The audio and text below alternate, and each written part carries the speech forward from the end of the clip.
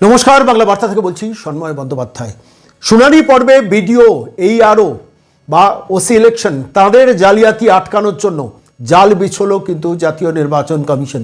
19 তারিখ সরাসরি লিখিতভাবে এ রাজ্যের চিফ ইলেকট্রাল অফিসারকে লিখিতভাবে জাতীয় নির্বাচন কমিশনের তরফ থেকে জানিয়ে দেওয়া হলো যে we agree to your proposal, যেটা পাঠিয়েছেন সুজিত কুমার মিশ্রা, সেক্রেটারি জাতীয় নির্বাচন কমিশনে। তিনি বলেছেন 4000-এর কাছাকাছি মাইক্রো অবজারভার ডিপ্লয়েড হচ্ছেন এই পশ্চিমবঙ্গে, যারা কেন্দ্রীয় সরকারের গ্রুপ বি ক্যাটেগরির অফিসার। এদের কাজটা কী হবে আমি আসছি তার আগে একটু বলে নিই যে ভিডিও লেভেলে কী পরিমাণ জালিয়াতি এই পশ্চিমবঙ্গের মাটিতে হয়েছে। সব ভিডিও নয়, এক শ্রেণীর ভিডিও যাদের সঙ্গে আইপ্যাকের একটা নিবিড় সংযোগ ছিল। ভাইপো তাদের প্র্যাকটিক্যালি ক্যাপচার করে নিয়েছেন। প্রচুর তথ্য আমরাও পেয়েছিলাম, আপনাদের কাছে পরিবেশন করেছিলাম। হাসানাবাদ ভিডিও সম্বন্ধে বলেছিলাম দরজা বন্ধ করে কীভাবে ডেটা এন্ট্রি অপারেটরদের দিয়ে, কন্ট্রাকচুয়াল ডেটা এন্ট্রি অপারেটরদের দিয়ে তারা এন্ট্রি করিয়েছেন। ওই লেভেলেরই বিএলওর কাছ থেকে আমি ইনফরমেশন কালেক্ট করে তারপর বিভিন্ন তথ্য সংগ্রহ করে দেখেছিলাম। আমি নির্দিষ্ট একটা ঘটনার কথা বললাম। আমি বলেছিলাম আপনাদের কাছে উলুবেড়িয়ার ভিডিও কীভাবে বিএসকে ওয়ার্কারদের দিয়ে, কন্ট্রাকচুয়াল বিএসকে ওয়ার্কার দিয়ে এন্ট্রি করাচ্ছে। সারা পশ্চিমবঙ্গ জুড়ে এমন 237টার কাছাকাছি অভিযোগ আমাদের দফতরেই এসেছিল। সবকটা অভিযোগ ঠিক নয়, 17-18টা বাদ দিয়ে বাকি অভিযোগগুলো কিন্তু সারবত্তা ছিল।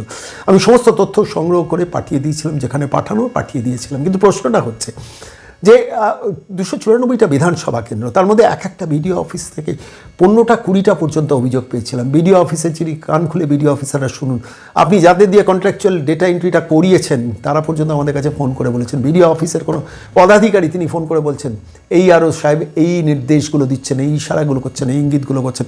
বিএলও সুপারভাইজারদের কাছ থেকে পর্যন্ত খবর পেয়েছিলাম, বিএলওদের কাছ থেকে খবর পেয়েছিলাম।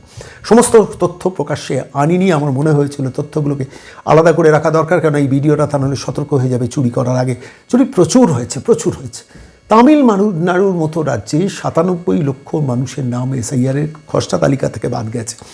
গুজরাটের মতো রাজ্যে সেখানে 73 লক্ষ মানুষের নাম খসড়া তালিকা থেকে বাদ গেছে। আর সীমান্তবর্তী অঞ্চল পশ্চিমবঙ্গ থেকে 58 লক্ষ কিসের অঙ্কে, যেখানে 73 লক্ষ গুজরাটে, যেখানে 97 লক্ষ তামিলনাড়ুতে, সেখানে পশ্চিমবঙ্গে কী করে 58 লক্ষ? সেই কারণেই 1,67 লক্ষ নজরবন্দি আছেন, যার মধ্যে 1,37 লক্ষকে পরবর্তী রাউন্ডে তাদের জিজ্ঞাসাবাদের পর্ব প্রস্তুতি চলছে। ওদিকে 30 লক্ষকে প্রাথমিক পর্বে 26শে ডিসেম্বর থেকে ডাকা হচ্ছে, এবং এই ডাকাতেই মাইক্রো অবজারভার ডিপ্লয়েড হচ্ছে। সেই নির্দেশাবলী গতকাল জাতীয় নির্বাচন কমিশনের দফতর থেকে সরাসরি এসে পৌঁছলো চিফ ইলেকট্রাল অফিসে। সেখানে পরিষ্কারভাবে বলে দেওয়া হলো appointment of electoral roll micro observer for preparation revision of electoral rolls regarding বলে যা যা বিশদে লেখার তার সমস্ত লিখেছেন। মাইক্রো অবজারভাররা কারা হবেন আমি খোঁজ নিচ্ছিলাম। মাইক্রো অবজারভাররা হবেন বিভিন্ন পাবলিক সেক্টর আন্ডারটেকিং কিংবা ন্যাশনালাইজড ব্যাংকের গ্রুপ বি র্যাঙ্কের অফিসার। অর্থাৎ গ্রুপ সি গ্রুপ ডি কোনো কর্মীর এখানে ব্যাপারই নয়। সরকারি অফিসার, ধরুন ব্যাংকের ম্যানেজারের পাশে করে যে অফিসার বসে আছে তিনি হয়তো এখানে আসবেন, কিংবা পাবলিক সেক্টর আন্ডারটেকিংয়ে সিনিয়র পদে চাকরি করছেন কোনো অফিসার, তাঁরা কিন্তু আলটিমেটলি আসবেন। যেখানে তৃণমূল কংগ্রেসের পক্ষে আইপ্যাক দিয়ে ম্যানেজমেন্টটা নেক্সট টু ইম্পসিবল হয়ে যাবে। ম্যানেজমেন্ট যে করতে পারবে না আমি বলছি না, কিন্তু ম্যানেজ করাটা খুব ডিফিকাল্ট হয়ে যাবে। অনেকগুলো তথ্য নিয়ে আজকে আপনাদের কাছে এই প্রতিবেদন পেশ করছি। দেখুন, বেসিক্যালি কয়লা, গরু, বালি, পাথর, চাকরিতে সমস্ত কিছু থেকে টাকা তোলা ক্যামাক স্ট্রিটের ফেরেবাজটা দিনের পর দিন আইপ্যাককে নামিয়ে সারা পশ্চিমবঙ্গকে প্রথম প্রসেসে বিএলও পর্বটা ঘেঁটে দিয়েছিলেন। অঙ্গনওয়াড়ি রন্ধনকর্মী তিনিও বিএলও হয়ে গিয়েছিলেন। যে অঙ্গনওয়াড়ি কর্মী 2 লাইন ইংরেজি লিখতে পারেন না, তাঁকেও করে দেওয়া হয়েছিল। সরকারি কর্মচারী থাকা সত্ত্বেও তাদের কিন্তু ইআরওদের দিয়ে ম্যানেজ করিয়ে বিএলও অ্যাপয়েন্টমেন্ট করা হয়েছিল। তারপরে বিডিও র্যাঙ্কের ম্যানেজমেন্টটা হয়েছিল। এই বিডিও র্যাঙ্কের নানান ধরনের করাপশন তো থাকে, সেই সব বিডিওদের ব্ল্যাকমেল করে প্র্যাকটিক্যালি আইপ্যাক ঢুকে পড়েছিল এবং নিজেদের ডেটা এন্ট্রি অপারেটরদের দিয়ে সেখানে এন্ট্রিটা করিয়েছেন। যেখানে কন্ট্রাকচুয়াল ডেটা এন্ট্রি অপারেটর অ্যাপয়েন্টমেন্টের জন্য চিফ ইলেকট্রাল অফিসার রাজ্য সরকারকে বলা সত্ত্বেও রাজ্য সরকার সেখানে ডিপ্লয় করেনি। ফলত বিডিওরা এই পর্বে প্রচুর জল মিশিয়েছে, এত ব্যাপক জল মিশিয়েছেন। শানুবক্সিরা তো আছেন বিভিন্ন অফিসে এই পশ্চিমবঙ্গে আছে, ফলত স্বাভাবিকভাবে তাদের দিয়ে এই কাজটা করিয়েছিল।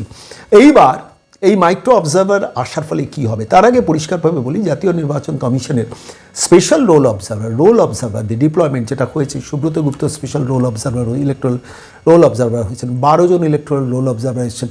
তার বাইরেও আরও 5 জন রোল অবজারভার, বিভিন্ন electoral roll, special roll observer ছাড়া ইলেকট্রাল রোল অবজারভার, এরা সবাই এসেছেন। 12, 5, 17 প্লাস সুব্রতবাবু প্রায় 18 জন রোল অবজারভার এই ডিপ্লয়মেন্টটা জাতীয় নির্বাচন কমিশনের জবে থেকে এসআইআর পর্ব শুরু হয়েছে শুরুর দিন থেকে করা উচিত ছিল, করেনি জাতীয় নির্বাচন কমিশন। এ রাজ্যে যে এত বড় একটা চোর সাম্রাজ্য এইভাবে বিরোধিতা করবে, প্রথম থেকে বিরোধিতা, এবং সেই বিরোধিতা করতে গিয়ে জালিয়াতি করা, এবং এই জালিয়াতি করার খেসারত পশ্চিমবঙ্গ কত দিচ্ছে জানেন? সেই তথ্যটা আমি আপনাদের দিই। 4000 মাইক্রো অবজারভার ডিপ্লয়মেন্ট হচ্ছে এই পশ্চিমবঙ্গে, কেন্দ্রীয় সরকারের বিভিন্ন সরকারি অফিস থেকে তাদের নিয়ে আসা হচ্ছে। এদের কত করে রেমুনারেশন দেওয়া হবে? এককালীন এদের 30,000 টাকা করে দেওয়া হবে, জাতীয় নির্বাচন কমিশন বলে দিয়েছে। এই 30,000 টাকা কে দেবে? এই রাজ্য সরকারের কোষাগার থেকে যাবে। 30,000 মাল্টিপ্লাইড বাই 4000 হিসাব করে দেখুন, প্রায় 12 কোটি। এই 12 কোটির বাইরে রয়েছে এই মাইক্রো অবজারভারদের দৈনন্দিন গাড়ি, দ্বিতীয়ত হচ্ছে তাদের সিকিউরিটি, তৃতীয়ত হচ্ছে তাদের মানে লজিস্টিক্যাল সাপোর্ট, এবং চতুর্থ হচ্ছে তাদের তাদের খাওয়া দাওয়ার অ্যারেঞ্জমেন্ট।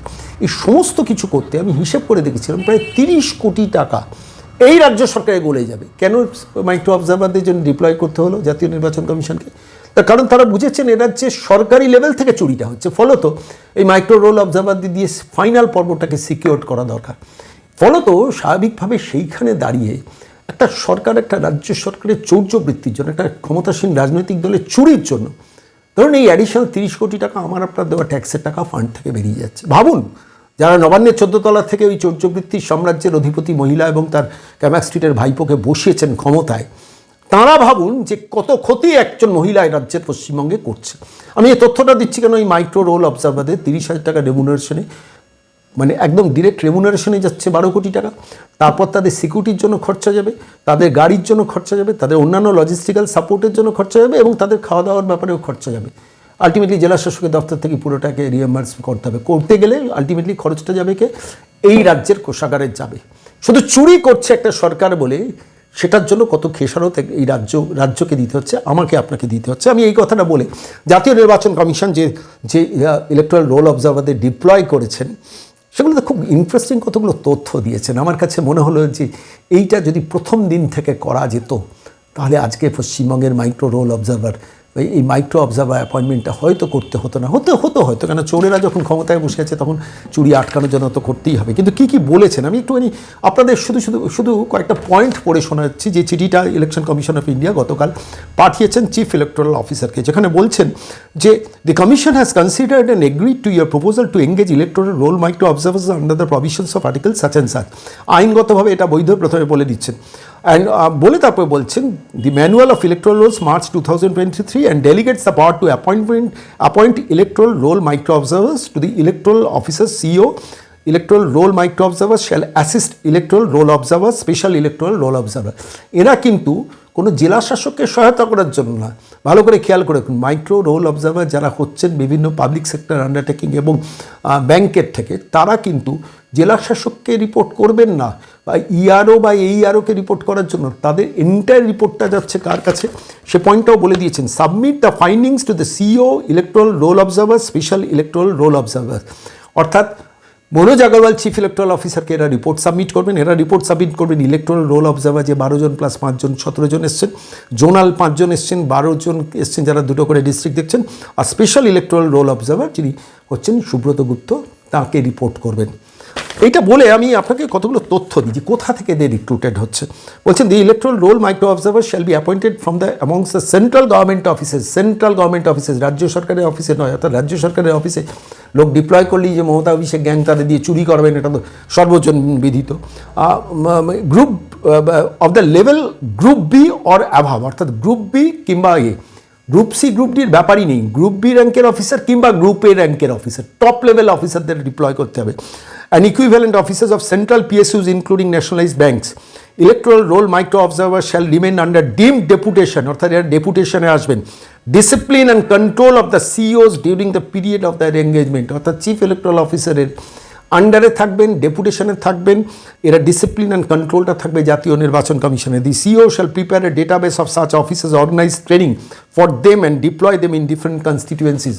অর্থাৎ এই যে সেন্ট্রাল গভর্নমেন্ট থেকে বিভিন্ন সরকারি অফিসাররা আসবেন মাইক্রো রোল অবজার্ভার হিসেবে, তাদের ট্রেনিং দেওয়া হবে। দিল্লি থেকে তার টিম আসছে, তাদের একদম বেঁধে দেবেন ট্রেনিং, কী কী পদ্ধতি তাদের মেনটেন করতে হবে। এবং সবথেকে ইন্টারেস্টিং যেটা হচ্ছে, the DEOs shall provide logistical support and security to the electoral roll micro observer, অর্থাৎ এই মাইক্রো অবজারভাররা 294টা বিধানসভা কেন্দ্রে পৌঁছে যাবেন যখন শুনানি পর্ব হবে। তাদের সিকিউরিটি এবং লজিস্টিক্যাল সাপোর্ট, গাড়ির সাপোর্টটা দিতে হবে জেলা শাসককে। আমি একটু আগে যেটা বলছিলাম, জেলা শাসকের কাছে এরা রিপোর্ট করবেন না, জেলা শাসকের কাছ থেকে এরা গাড়ি নেবেন, এদের লজিস্টিক্যাল সাপোর্টটা দেবেন এবং এর সিকিউরিটি ব্যাপারটা জেলা শাসক দেখবেন। বিভিন্ন জেলা শাসকরা এই মমতা বন্দ্যোপাধ্যায়ের নেতৃত্বে যে চৌর্যবৃত্তির নেতৃত্বটা দেন না, এবার এদের কন্ট্রোল করার কোনো ক্ষমতা কোনো জেলা শাসকের থাকছে না। যারা জেলা শাসকদের পরিচয় হচ্ছে ডিস্ট্রিক্ট ইলেকটোরাল অফিসার, অর্থাৎ মমতা বন্দ্যোপাধ্যায় এদের দিয়ে যে নির্দেশ এদের দিয়ে দেবেন সেটা কোনো জায়গা নেই, কেন এরা ডাইরেক্টলি সুব্রত গুপ্ত প্লাস 17 জন যারা রোল অবজারভার তাদের কাছে রিপোর্ট করবেন, চিফ ইলেকশন অফিসারের কাছে রিপোর্ট করবেন। এবার তাদের ডিউটি সম্বন্ধে কী কী বলা হয়েছে আমি একটু সংক্ষেপে ব্যাখ্যা করি। জালটা কীভাবে বিছিয়েছে, অসামান্য দ্রুততা এটা বিছিয়েছে। এবার এইটাকে কাউন্টার করার জন্য ওই কয়লা, গরু, বালি, পাথর, চাকরি থেকে টাকা তোলা, ক্যামেক স্ট্রিটে যে তোলাবাজ ফেরেববাজটা বসে আছে, 17 জন বান্ধবীকে মানে তার টাকার অ্যাকাউন্টটা কোন সামলে বিদেশ থেকে দেশে ফিরেছে, সেই ফেরেববাজটা এবার কীভাবে আইপ্যাককে ঢোকায় এদের ম্যানেজ করার জন্য, সেইটাই এখন কিন্তু খুব ইন্টারেস্টিং পয়েন্ট। কিন্তু জাতীয় নির্বাচন কমিশন কিন্তু সে প্রভিশন রাখেনি। ধরুন আমি বলছি কেন্দ্রীয় সরকারি কর্মচারীদের মধ্যে যারা পিএসইউ বা মানে পাবলিক সেক্টর আন্ডারটেকিং বা ব্যাংকের অফিসার আছেন, তাদের মধ্যে যদি তৃণমূলের ওই আইপ্যাকের পাল্লায় পড়া কোনো অফিসারও থাকেন, তারা কিন্তু কোনোভাবেই এদের কাছে মানে তারা নিজেদের চাকরি বাঁচাবেন না, তারা নিজেরা নির্বাচন কমিশন যে দায়িত্ব পালন করতে দিয়েছেন সেটা করবেন। কী দায়িত্ব আমি একটুখানি সংক্ষেপে পয়েন্টগুলো পড়ে শোনাই, খুব ইন্টারেস্টিং। ইংরেজি চিঠিটা পড়ছিলাম আর ভাবছিলাম জাতীয় নির্বাচন কমিশন অনেক ভেবে চিন্তে কিন্তু এই সিদ্ধান্তটা নিয়েছে। প্রথম পয়েন্টে বলছেন এদের কাজ হবে চেক দ্য এন্ট্রিজ। প্রথম কথা হচ্ছে 294টা বিধানসভা কেন্দ্রেই এরা যাবেন, সংখ্যাটা 4000-এর আশেপাশে, 294টা বিধানসভা কেন্দ্র। প্রত্যেকটা বিধানসভায় অ্যাভারেজ যদি 10 জন করে মাইক্রো অবজারভার যান, তার মানে 294 মাল্টিপ্লাইড বাই 10 কত হচ্ছে, হিসেবটা করে দেখুন, 2940। ফলত এটা কিন্তু 4000-এর জন্য আনুমানিক রিকোয়ারমেন্ট চেয়েছে। হাতে কিছু টিম এক্সট্রা রাখছেন, কোনো জায়গায় অসুবিধা হলে তাদের পাঠাবেন।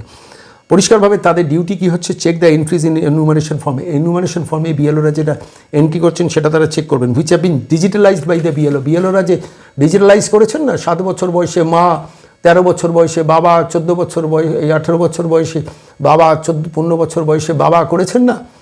এবার এইখানে এরা কিন্তু প্র্যাকটিক্যালি চেকিংটা করবেন। প্রথমত যখন ওই শুনানি পর্ব হবে, তাদের তো শুনানিতে অনেককেই ডাকা হবে, ফলত সেইখানে চেকিংটা করবেন। এদের দায়িত্ব হচ্ছে comparing the electoral role with death and birth registers data etcetera, অর্থাৎ বার্থ অ্যান্ড ডেথের যে ডেটাগুলো এসছে সেগুলোর সঙ্গে এরা ম্যাচিংগুলো সমস্ত ফাইনালি চেকিং করবেন এই মাইক্রো রোল অবজারভাররা।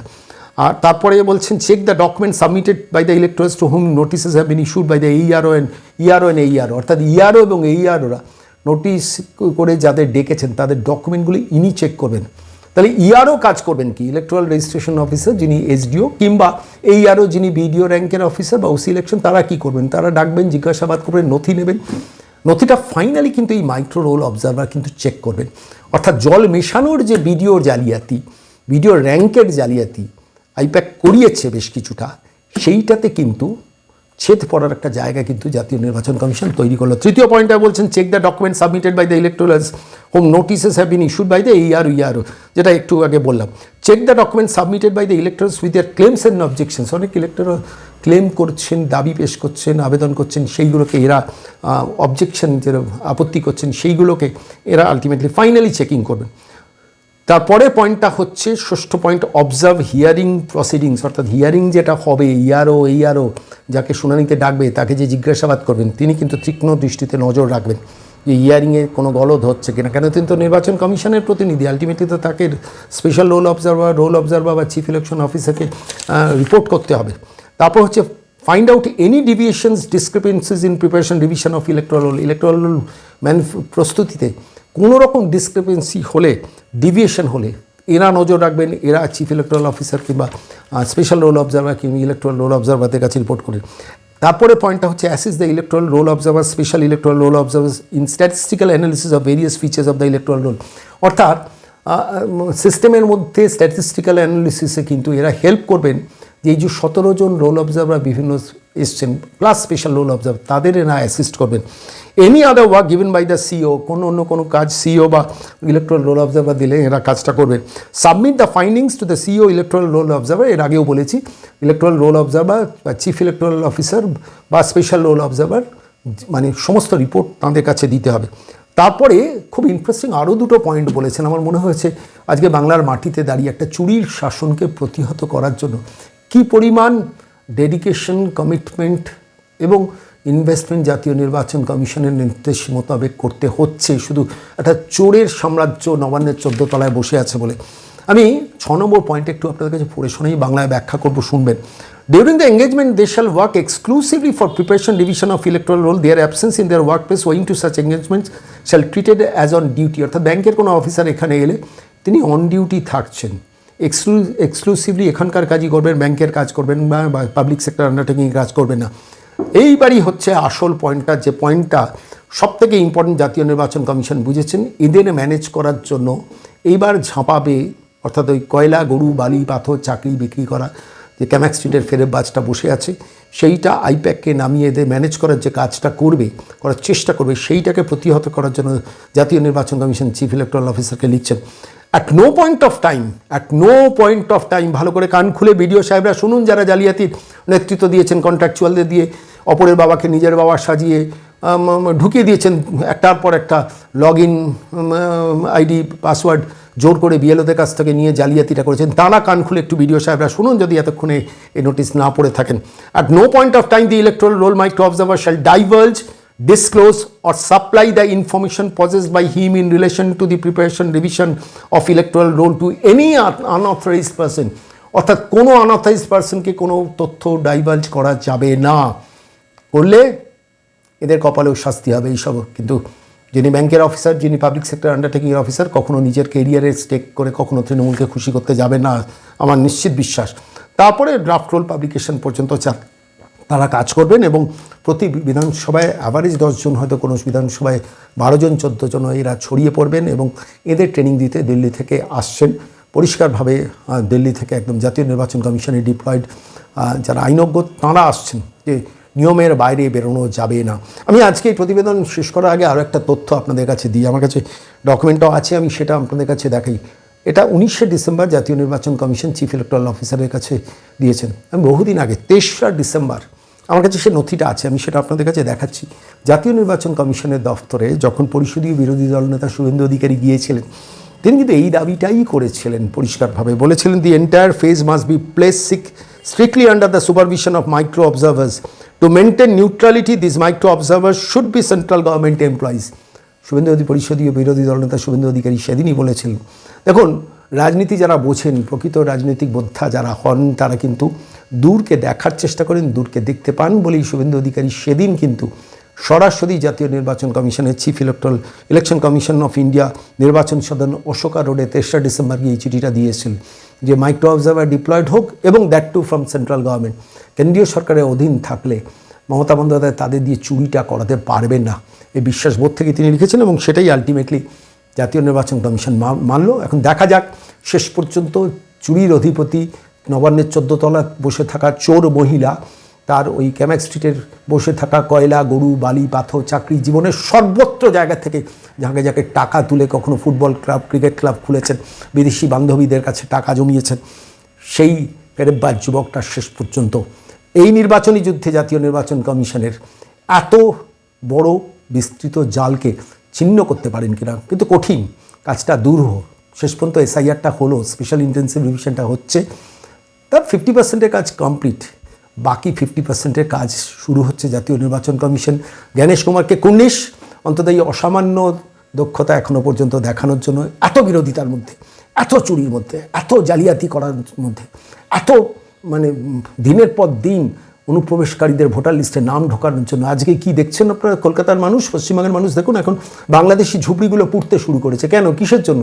যাতে এরা গিয়ে বলতে পারে আমাদের কাছে ডকুমেন্ট নেই, কী করবো, সব পুড়ে গেছে।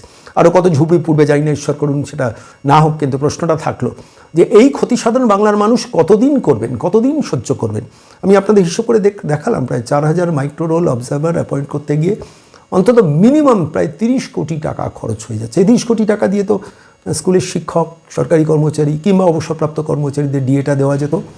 ভাববেন আপনারা, নবান্নের 14 তলা থেকে ওই মহিলাকে সরানোর কথা ভাবতে থাকুন, নয় তার জন্য একটু আপনারাও প্রত্যেকের চেষ্টা করুন, নাহলে এই চৌর্যবৃত্তির সাম্রাজ্য কিন্তু দীর্ঘায়িত হবে। পরবর্তী প্রজন্ম আর এই পশ্চিমবঙ্গের বাসিন্দা হতে পারবেন না, শুধু এইটা ভেবে নিজের মনকে প্রস্তুত করুন আর নজর রাখবেন প্রতিদিন সকাল 8টায় বাংলা বার্তায় আমরা তথ্য নিয়ে আসবো, কোনো গল্প নিয়ে নয়।